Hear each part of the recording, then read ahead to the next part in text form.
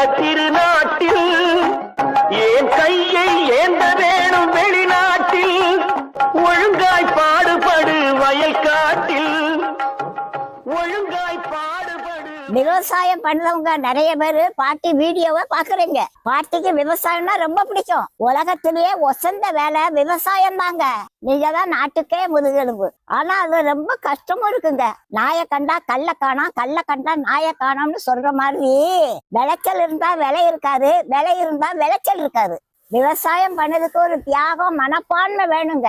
கடவுளுக்கு விவசாயிகள் ரொம்ப பிடிக்குங்க. கண்ணு கருத்துமா கவனிச்சு பார்த்து விவசாயிகளை ஆசீர்வதிப்பாருங்க. அந்த காலத்துல ஆபரகாம் மகன் ஈசாக்குன்னு ஒருத்தர் இருந்தாரு. விவசாயமும் ஆடு வளர்க்கறதும் அவரோட தொழில். ஈசாக்கு ஒரு சீசன்ல விவசாயம் பண்ணாருங்க. அந்த சீசன்ல மழை தண்ணி எதுவும் கிடையாதுங்க.